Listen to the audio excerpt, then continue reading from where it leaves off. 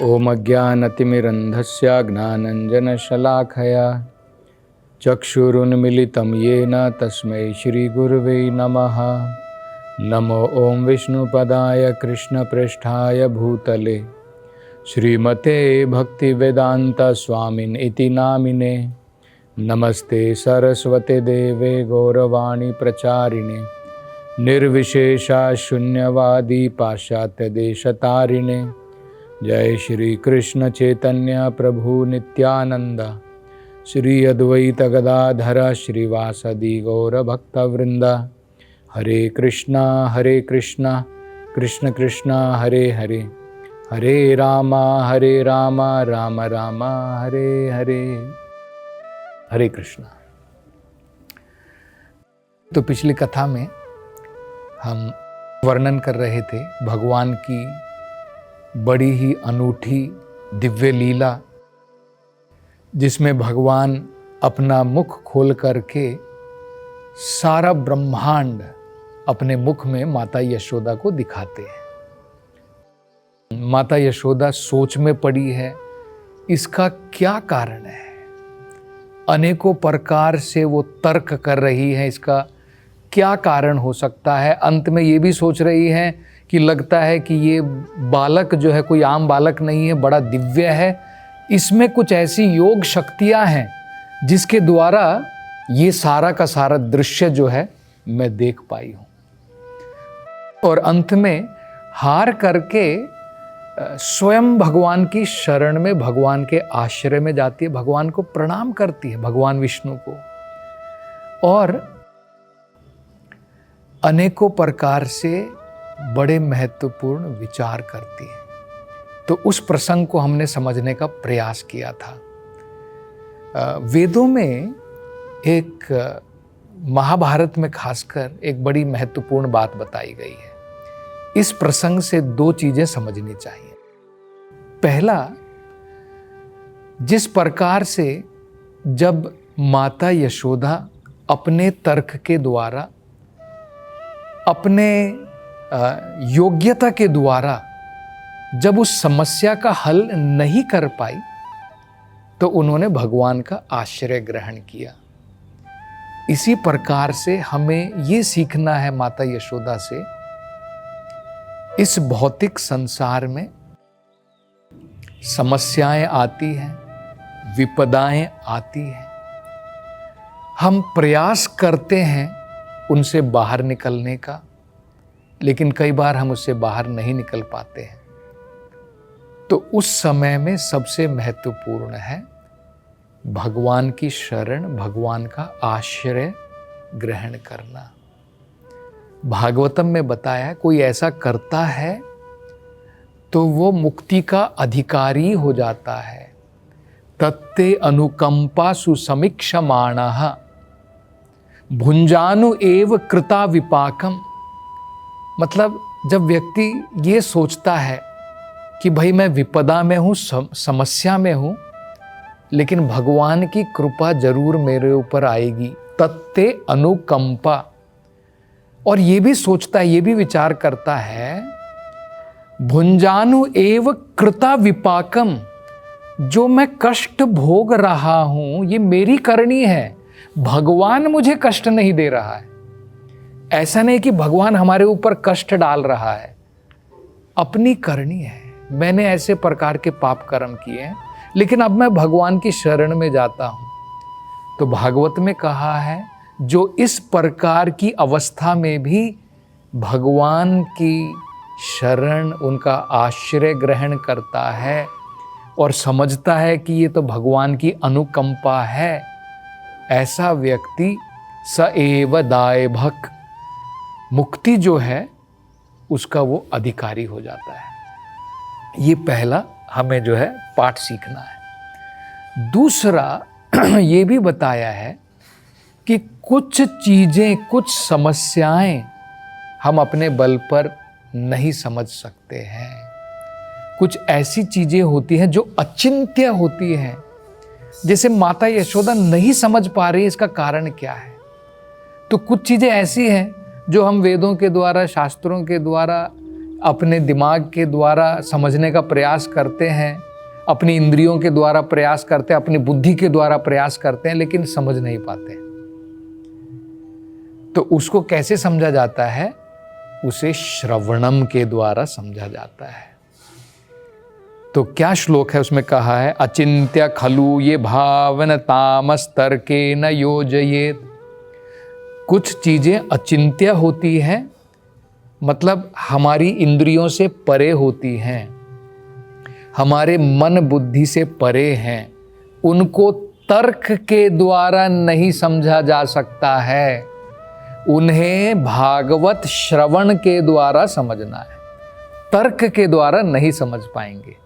ये दो बड़ी महत्वपूर्ण बातें हम इस प्रसंग से सीख सकते हैं, इस लीला के द्वारा समझ सकते हैं। तो अब भगवान का आश्रय ग्रहण करने के बाद में माता यशोदा प्रार्थना कर रही है। वो कह रहे हैं कि भगवान, आप इस भौतिक संसार के निर्माता हैं, आप सभी प्रकार की शक्तियों से पूर्ण हैं, लेकिन आपकी योग माया के द्वारा, आपकी माया शक्ति से भ्रमित होकर के मेरे जैसा जीव सोचता है नंदा मेरे पति हैं, नंद महाराज जो महाराज हैं वो मेरे पति हैं। आपकी माया के द्वारा भ्रमित होकर के मैं सोच रही हूं कि मैं नंदा की रानी हूं, और क्योंकि मैं महारानी हूं इसलिए इतनी सारी गोपियां ये सब मेरी सहायक हैं, और क्योंकि मैं नंद महाराज की पत्नी हूं और ये नंद महाराज का महल मेरा है, इसके कारण ये सारा गोधन मेरा है, जितनी भी गायें हैं, अनाज है, ये सब मेरा है। उसी भगवान की माया के द्वारा मैं सोच रही हूं ये पुत्र मेरा है, ये कृष्ण जो पुत्र है ये मेरा है। असल में वो सोच रही हैं, असल में भगवान हमारे ऊपर आश्रित नहीं है, हम भगवान के ऊपर आश्रित हैं। भगवान पूर्ण है और हम भगवान के ऊपर आश्रित हैं। भगवान की योग माया के द्वारा मैं सोच रही हूं कि ये पुत्र मेरे ऊपर आश्रित है, मैं इसकी माँ हूं, मैं इसे स्तन का पान नहीं कराऊंगी तो ये भूखा मर जाएगा। इस प्रकार से माता यशोदा जो है अनेकों प्रकार से दार्शनिक तरीके से सोच रही है। तो भगवान देख रहे हैं, बालक कृष्णा जो है वहां पर देख रहे हैं।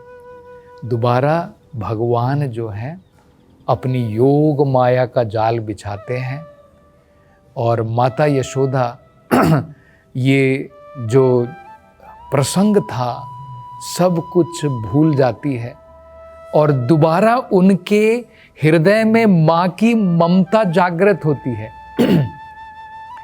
अभी सोच रही थी, क्योंकि कृष्ण के मुख में ये सारा ब्रह्मांड देख करके सोच रही थी कि ये तो कोई आम बालक नहीं है, और भगवान की माया के द्वारा मैं सोच रही हूँ ये मेरा बालक है, मेरे ऊपर निर्भर है।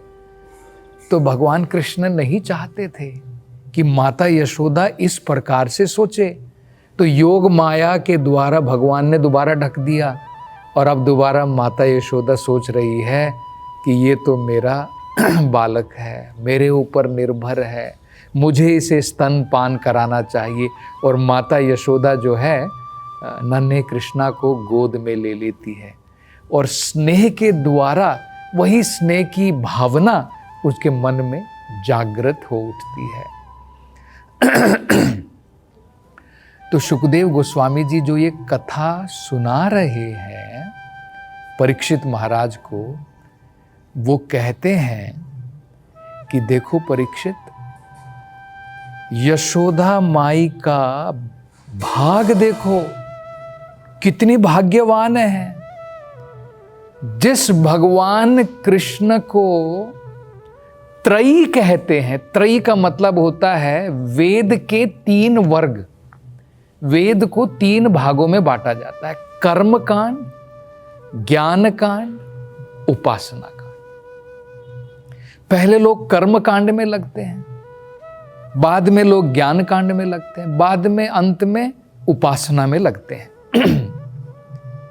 तो कहते हैं जिस भगवान की महिमाओं को त्रयी वेदों के द्वारा समझा जाता है वो भगवान, और जिन भगवान को इन त्रयी के बाद में उपनिषदों वेदांत के द्वारा समझा जाता है, वो भगवान एक नन्हे बालक के रूप में माता यशोदा का स्तनपान कर रहे हैं, उनकी गोद में खेल रहे हैं। जरा माता यशोदा का भाग्य देखो। तो ये सुनकर के परीक्षित महाराज बड़े आश्चर्यचकित होते हैं, वो भी विचार करते हैं।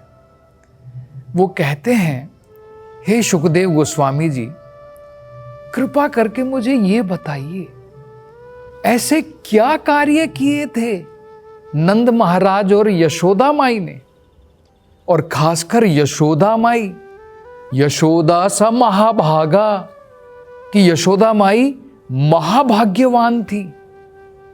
क्योंकि अगर हम देखें, दोनों नंद महाराज और यशोदा माई दोनों भाग्यवान हैं, लेकिन दोनों से भी ज्यादा माता यशोदा भाग्यवान है।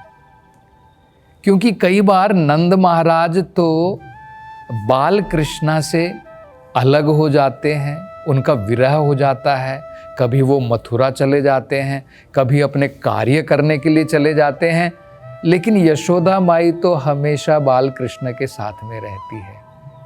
वो महाभाग्यवान है, परीक्षित महाराज कह रहे हैं।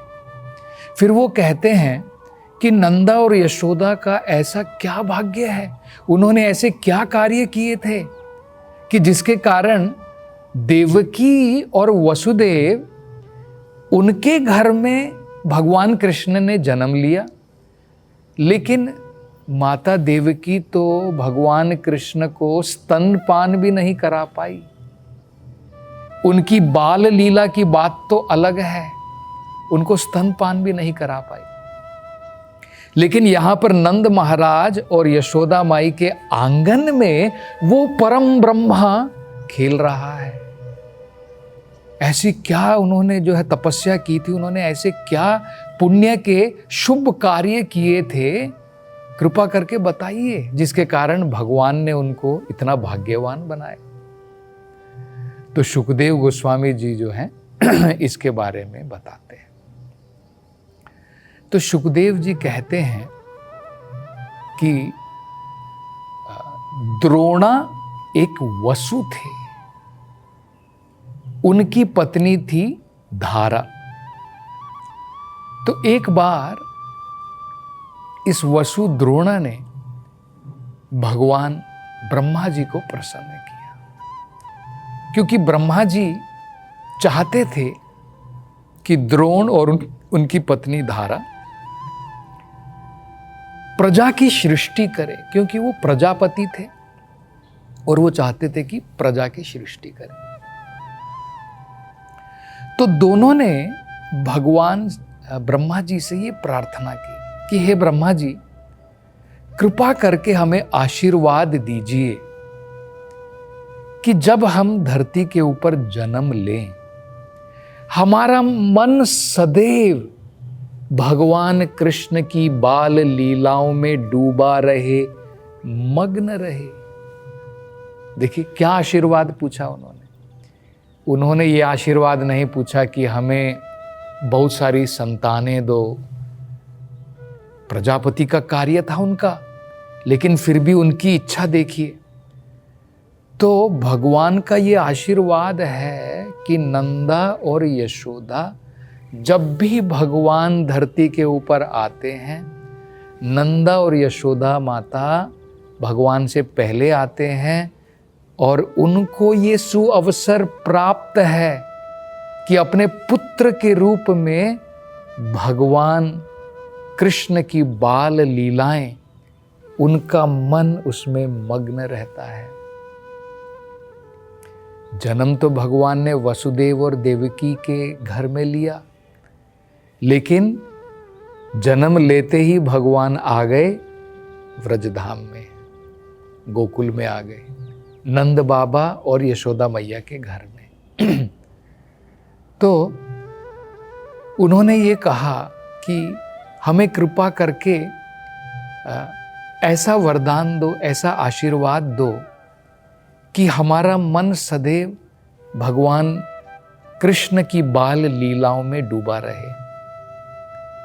तो ब्रह्मा जी ने वरदान दिया कि ठीक है, तथास्तु, ऐसा ही होगा। और उसके कारण नंद महाराज और यशोदा माई को ये सुअवसर प्राप्त हुआ कि स्वयं परम ब्रह्मा भगवान, जिनका कोई जन्म नहीं है, जिन्हें अजा कहा जाता है, प्रेम वश भगवान नंद महाराज और यशोदा के घर में उन्होंने अपनी सारी बाल लीलाएं वहां पर की। तो ये तो नंद महाराज का और यशोदा माई का बहुत बड़ा भाग्य है। तो ये जो है परीक्षित महाराज पूछते हैं। आगे कहते हैं कि ये जो भगवान की बाल लीलाएं हैं, जिसमें यशोदा माई और नंद महाराज मग्न है, उनका मन डूबा हुआ है प्रेम के कारण, इन लीलाओं का कीर्तन श्रवण मात्र करने से व्यक्ति इस भौतिक संसार के भव बंधनों से, सभी प्रकार के भौतिक कल्मशों से मुक्त हो जाता है। तो बड़े ध्यान पूर्वक श्रद्धा के साथ में अगर हम भगवान कृष्ण की ये बाल लीलाएं सुनते हैं तो ये आशीर्वाद है भागवतम में कि भौतिक कल्मश और ये जो भव बंधन है, जन्म मृत्यु का चक्र है, इससे हमें छुटकारा मिल जाएगा। तो परीक्षित महाराज और अब आगे जो हैं भगवान की यही आनंद से भरी हुई दिव्य बाल लीलाएं और सुनना चाहते हैं। और शुकदेव गोस्वामी जो है अब आगे भगवान की ये कथाएं बताएंगे। हरे कृष्णा।